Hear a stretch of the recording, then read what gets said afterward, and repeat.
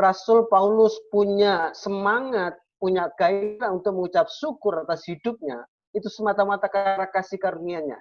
Karena anugerah Tuhan yang begitu besar yang dia rasakan, bukan hanya sebatas kuantitas apa yang dia miliki, apa yang dia dapatkan, tetapi berapa besar kasih Tuhan masih memberi peluang buat dia untuk mengalami pengalaman-pengalaman indah bersama Tuhan atau mengalami sebuah perubahan hidup dari sehari ke sehari. Oleh karena itu, biarlah ucapan syukur senantiasa melimpah dalam kehidupan kita. Tadi malam atau juga tadi pagi, tadi malam saya dapat ya info dari teman-teman, tadi pagi juga disampaikan ada beberapa tempat ibadah yang harus sementara tidak boleh beroperasi. Hal ini saya rasa bukan sesuatu hal yang berat, sesuatu hal yang membuat kita takut, cemas. Tetapi percayalah bahwa semuanya itu memang diizinkan, semuanya itu boleh terjadi. Tetapi yang pasti janganlah sampai sukacita kita, ucapan syukur kita itu menjauh dari hati kita. Karena apa yang kita dengar, apa yang kita terima, informasi-informasi yang kita dapatkan itu mempengaruhi kelakuan kita atau mempengaruhi apa yang hendak kita kerjakan. Karena apa yang kita dengar, apa yang kita baca, apa yang kita lihat, itu menjadi konsumsi buat jiwa kita.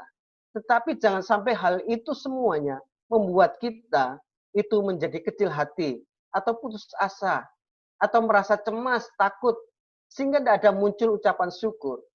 Bahkan di iklan televisi itu saya perhatikan, dia berkata demikian, dalam situasi seperti ini, janganlah menyebar sebuah kepanikan, tetapi biarlah kita menyebar sebuah kebiasaan yang baik.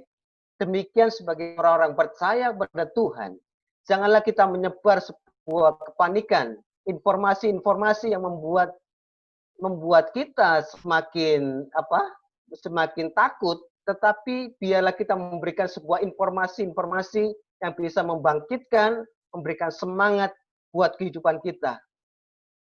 Karena kalau kita perhatikan bahwa informasi-informasi itu kadang melemahkan kita, membuat orang patah semangat, patah arang. Bahkan di Surabaya dikatakan bahwa Surabaya sudah memasuki zona bukan zona merah, tetapi zona hitam. Tetapi percayalah, ada pepatah, ada sebuah kata-kata mutiara yang disampaikan oleh R.A. Kartini. Habis gelap terbitlah terang.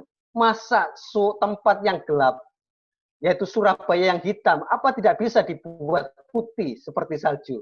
Apa tidak bisa dibuat terang seperti cahaya matahari? Saya percaya bersama Tuhan, kita bisa membuatnya.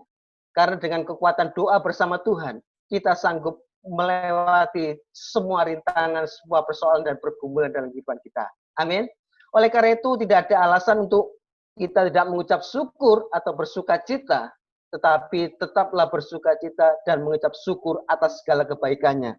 Bapak Ibu sekalian, firman Tuhan di dalam 1 Tesalonika pasal 5 ayat 18, 1 Tesalonika pasal 5 ayat 18 itu jelas menyatakan,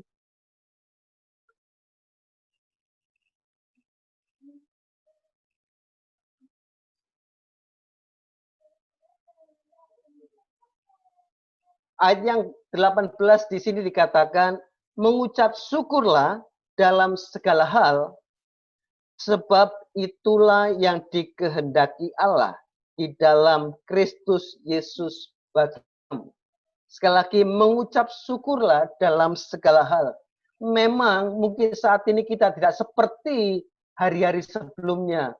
Mungkin sehari-hari sebelumnya kita bisa jalan-jalan ke mall, kita bisa jalan-jalan shopping, atau jalan-jalan kemana saja, menikmati fasilitas yang ada di mana kita berada. Tetapi mungkin saat ini kita sangat terbatas. Tetapi hal itu tidak menyurutkan sukacita kita di dalam Tuhan. Hal itu tidak akan menyurutkan ucapan syukur kita di dalam Tuhan. Karena firman Tuhan dikatakan mengucap syukurlah. Bersukacitalah senantiasa Sebab semuanya itulah yang dikehendaki oleh Tuhan.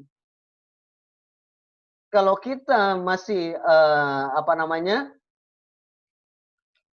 tidak bisa meresponi setiap informasi, bukan berarti kita mengabaikan atau kita menolak sebuah informasi yang ada, tetapi jangan sampai hal itu mempengaruhi iman percaya kita, karena semuanya itu tergantung dari respon kita. Kalau kita meresponi informasi-informasi yang ada dengan pikiran yang dilandaskan oleh benar firman Tuhan, maka kita sanggup melintasi atau melewati hari-hari kita penuh dengan sukacita dan ucapan syukur.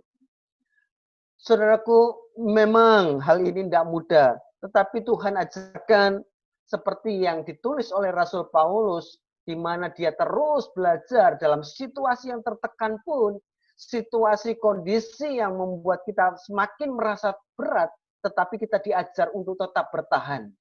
Memang untuk bisa bertahan itu sesuatu hal yang tidak mudah, menyakitkan. Setiap orang kepingin bebas. Orang bertahan itu karena adanya sebuah tekanan, sehingga orang itu berusaha untuk bertahan. Tetapi kalau kita sanggup untuk bertahan, saya percaya kekuatan daripada Allah memampukan kita untuk menjalani hidup kita di hari-hari ini. Kita baca di dalam 2 Korintus pasal 4 ayat yang ke-8. 2 Korintus pasal 4 yang ke-8 di situ dikatakan,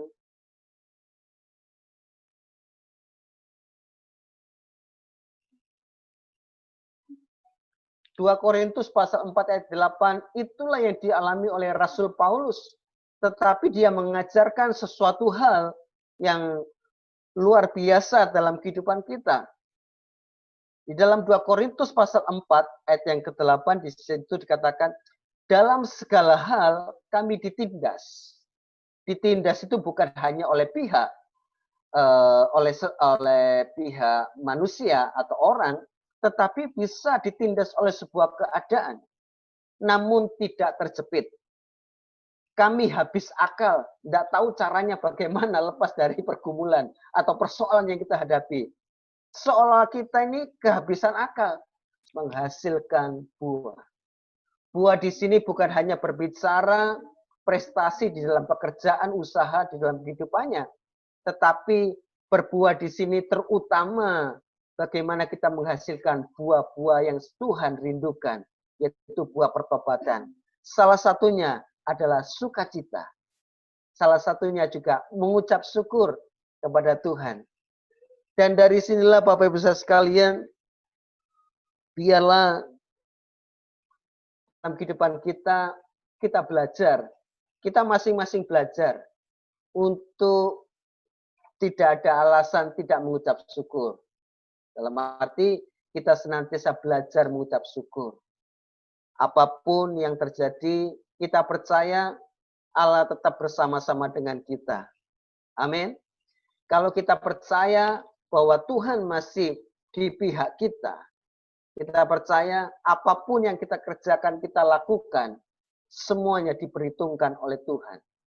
Apa yang menjadi tanggung jawab kita, kita lakukan, maka Tuhan juga bertanggung jawab atas segala apa yang dia selenggarakan atas kehidupan kita. Memang untuk bisa tersenyum dalam kondisi sama saat ini tidak bisa selebar waktu hari-hari sebelumnya.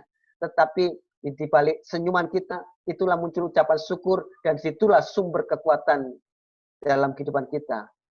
Kalau firman Tuhan melekat dalam kehidupan kita, maka percayalah hidup kita akan senantiasa penuh dengan damai sejahtera.